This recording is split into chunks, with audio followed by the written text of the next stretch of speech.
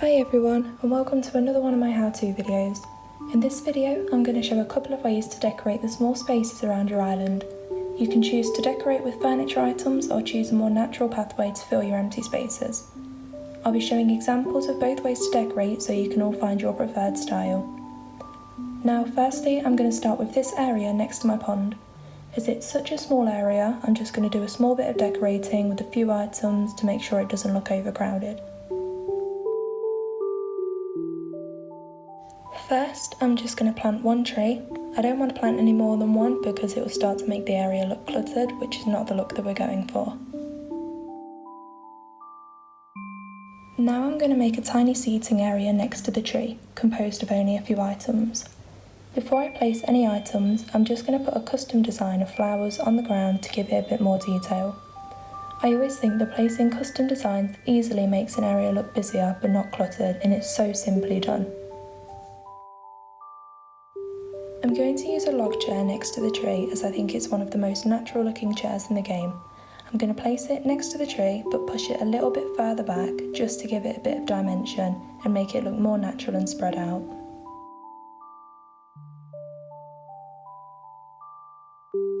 Now I'm just going to put a stool down as a mini table next to the chair. All of the tables in the game are too big or just not dainty enough, so I always prefer using a stool for things like this. I'm going to place a stack of books on top of the stool. This is one of my favourite DIYs as it's so cute and you can place it anywhere to decorate. Then that's the little seating area complete.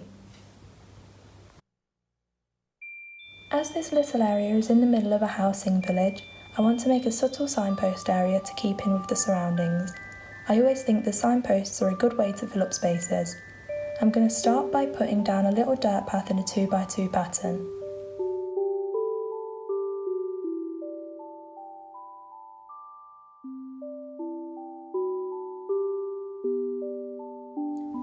I'm then going to smooth out 3 of the 4 corners but keep one of them squared off so it looks like it's pointing northeast.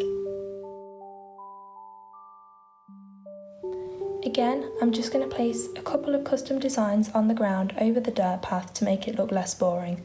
I'm going to use some leaves because I like the idea of leaves falling off trees onto pathways.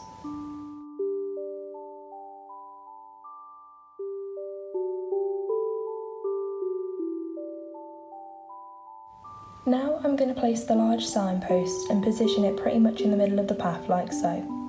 Doing this makes it stand out as the feature piece of the area. It also covers up some of the empty space behind it, which is a plus.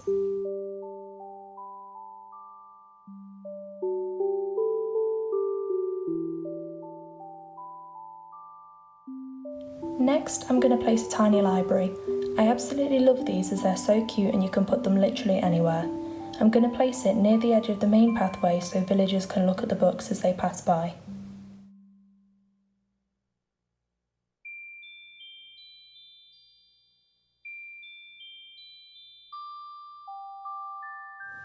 I'm also just going to place some log stakes next to the tiny library to section off the signpost area.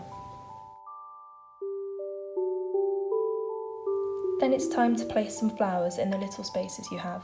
It's the best way to fill up the tiny spaces and still make it look natural.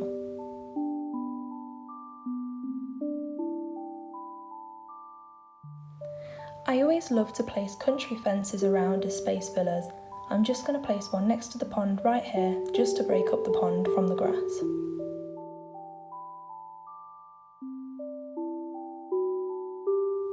Then we're going to go in with some bushes. You want to be sparse with these as they can make an area look way too cluttered. I'm just going to plant one right here in the middle of the area, and then I'm going to place flowers around it.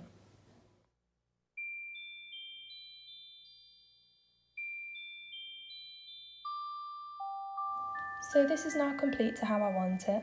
I'm really happy with the outcome and hopefully it gives you all some good ideas on how to fill spaces with small amounts of furniture.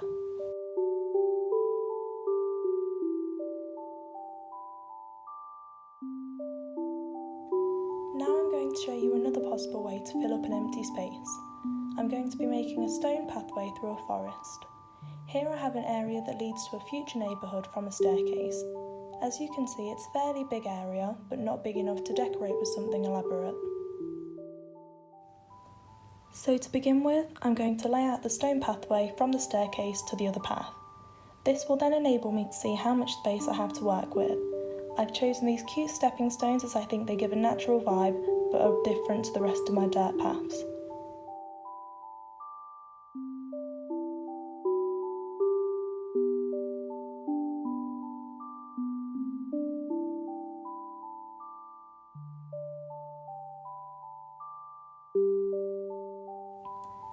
I've picked out a feature point for the area which is going to be an outdoor bath. As it's quite large, it helps with filling the area quickly and easily.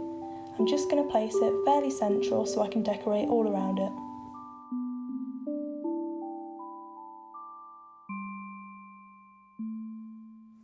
Next, I'm going to get to work on the trees. As it's mainly a forest area, I'm going to place as many trees as I can comfortably fit. Firstly, I'm going to go around the area and just dig holes to figure out where to plant the trees. Doing this first helps with spacing them out without accidentally lining them all up.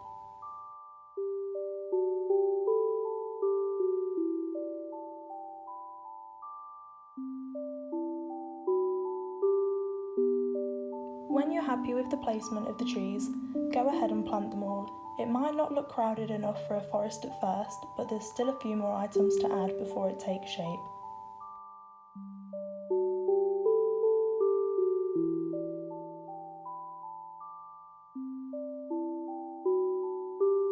Now I'm going to add some country fences to the area.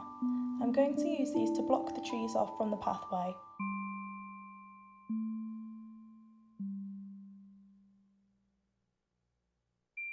It's best to make them all lead in the same direction to make it look more natural and like real fencing.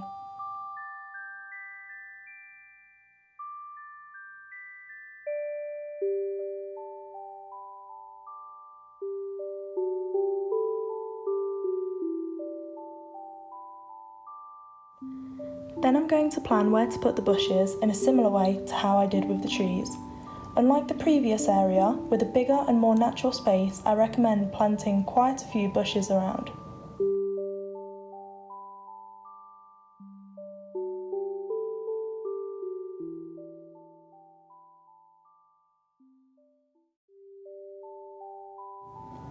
Now you want to fill all the empty spaces with flowers. As you can see, for my island I always use white flowers, and I tend to go for a combination of cosmos and mums as I think they look really pretty together.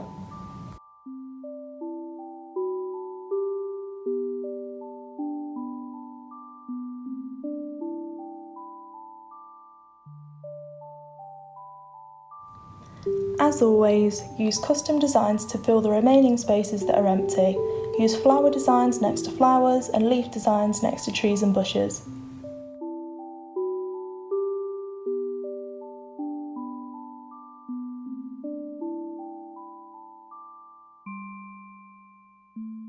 This method of decorating small spaces is rather easy, but it's always so effective and looks great whether your island is cottagecore or just in need of some nature.